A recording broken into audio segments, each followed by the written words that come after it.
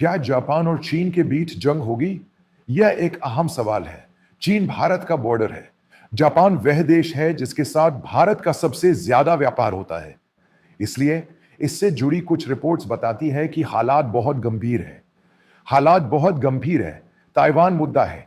Japan के नए प्रधानमंत्री सनामा ताकायाची ने पिछले हफ्ते बयान दिया है कि चीन ताइवान को किसी भी तरह से जवाब देगा। अगर चीन ने उस पर कब्जा करने की कोशिश की तो यह जंग होगी, यानी वह नहीं मानेगा। जापान जंग करेगा। यह वह बयान है जो उन्होंने पिछले 2 हफ्तों में दिया था। इसके बाद चीन में जो रिएक्शन हुआ उससे यह बयान आया कि वह जंग करेगा। इस रिपोर्ट की वजह सिर्फ वह अखबार ही नहीं बल्कि द इकोनॉमिस्ट भी है। दुनिया भर में दूसरे अखबार, जापानी अखबार, चीनी मीडिया और ग्लोबल टाइम्स भी इसकी संभावना से इनकार नहीं करते, क्योंकि इस बयान के बाद चीन से लगभग 5 लाख लोग हवाई जहाज से जापान जाएंगे। टिकट कैंसिल कर दिए गए। मतलब चीनी सरकार ने कहा कि जापान की यात्रा न करें। यह घटना सामने आई और जल्दी ही सामने आ गई। उसके बाद न सिर्फ लाखों लोगों ने अपनी टिकटें कैंसिल कर दी, बल्कि जापान में जापानी यूनिवर्सिटी में पढ़ रहे करीब 3.5 मिलियन चीनी स्टूडेंट और उनमें से करीब 1.5 मिलियन तुरंत वापस आ गए।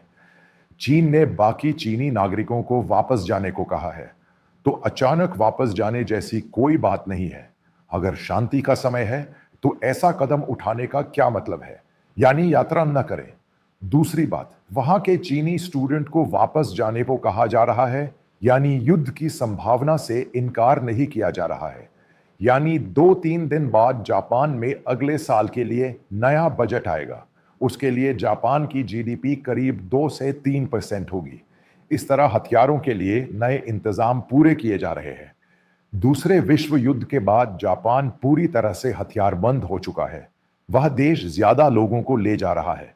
इसी तरह इंडो पैसिफिक यानी चीनी पैसिफिक में 2-3 अमेरिकी जंगी जहाज पड़े हैं। यानी संभावित युद्ध की संभावना से इनकार नहीं किया जा सकता। अब देखते हैं कि चीन ने क्या किया है। चीन जापान से सी फूड खरीद रहा है, जिसे उसने तुरंत रोक दिया। इसी तरह जापान भी कुछ चीजें कर रहा है। इसकी असली डिटेल्स तो सामने नहीं आ रही है, लेकिन समझ लीजिए कि जापान और ताइवान ने मिलिट्री ट्रायल शुरू कर दिए हैं। इसी तरह पता चला कि यूनाइटेड स्टेट्स ने असल में हथियार, यानी कई हथियार जो यूक्रेन को दिए जाने थे, जापान और ताइवान को सौंप दिए। दूसरी रिपोर्ट्स कहती है कि यह रिपोर्ट ग्लोबल मीडिया ने ऑफिशियली रिपोर्ट की है। इसलिए संभावित युद्ध की संभावना से इनकार नहीं किया जा सकता। जापान और चीन भी उनमें शामिल होंगे। इस बात की भी संभावना है कि नॉर्थ कोरिया मदद के लिए आएगा। इसलिए यह स्थिति अचानक पैदा हुई। एक घटना है जिसे हमें समझने की जरूरत है। इसी वजह से जापान, ऑस्ट्रेलिया, इंडिया, अमेरिका, ये सब चीजें एक साथ आईं। कोड ओ मरक्काया कहते हैं। इसी वजह से इंडिया ज्यादा मजबूत बना है, यानी भले ही वह नेवी हो। एक बात है जिसे हमें समझने की जरूरत है। चीन की मैरिटाइम यानी उनकी नेवी के पास यूनाइटेड स्टेट्स, जो कि ग्लोबल मिलिट्री है, से ज्यादा वेसल, शिप और सबमरीन है।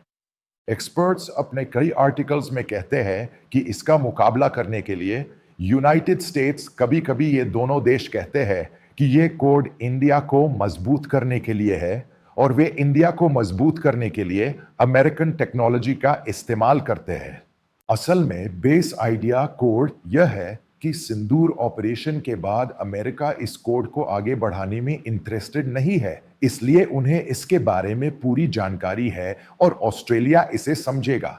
यह चीनी पानी बहुत जरूरी है, क्योंकि चाहे वह जापान हो, कोरिया हो, ऑस्ट्रेलिया हो या कोई और देश, यह अमेरिका का अलायंस पार्टनर है। अगर जापान इनमें से किसी भी देश पर हमला करता है तो यह ऐसा देश है जिसे अमेरिका की सिक्योरिटी की गारंटी है। बहुत से लोग और बहुत से एक्सपर्ट इस बात से इनकार नहीं करते कि कोई बड़ा युद्ध या तीसरा वर्ल्ड वॉर छिड़ सकता है, क्योंकि इस मामले में चीन एक बड़ा फ्रेंचमैन बन जाएगा और अमेरिका इस युद्ध का पूरी ताकत से सामना करेगा। अगर इन देशों के साथ यह पक्का भी है तो इस बात से इनकार नहीं किया जा सकता कि इसका असर भारत पर भी पड़ेगा, क्योंकि यह जियोपॉलिटिक्स और ग्लोबल जियो मिलिट्री स्ट्रैटेजी का मामला है। अगर हम कहें कि अभी के हालात यह है कि अमेरिका को किसी लेवल पर चीन को कंट्रोल करना चाहिए, यानी अमेरिका की सारी बंदूकें चीन पर टिकी है। अब एक और दिलचस्प बात यह है कि आने वाले समय में ब्रिटिश मीफा, उसकी एजेंसी, जासूसी एजेंसी ने ब्रिटिश सरकार को उनकी इकोनॉमी और उसके मेंबर्स पर एक रिपोर्ट दी। चीनी जासूस सच में पार्लियामेंट में भी खेल रहे हैं।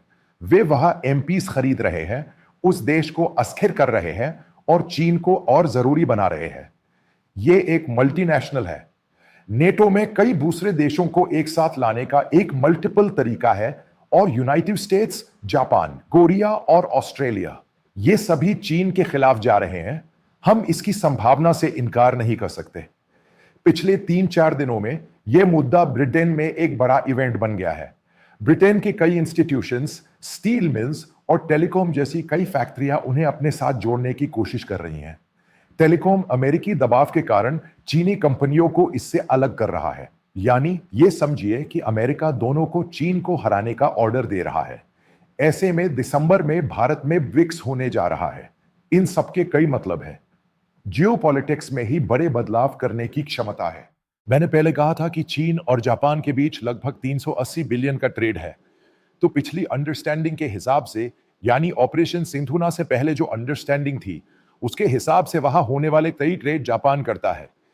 एक मोटा मोटा अंदाजा था कि कई आउटसोर्सिंग फैक्ट्रियां इंडिया आएंगी, फिर यह कई तरह से हुआ, जैसे मलक्का की घटना। अब यह पूरी तरह से चल रहा है और सही है, और यह खत्म नहीं होने वाला है। इसी तरह रेयर अर्थ मिनरल्स के मामले में जापान ने चीन से जो मिलता है उसे रोक दिया है। तो अगर आप कई चीजें देखें, उन्होंने अपने लोगों से कहा कि उन्होंने यात्रा की है और जापान से यहां आने वाले सी फूड को सस्पेंड कर दिया है और चीन को भी सस्पेंड कर दिया है।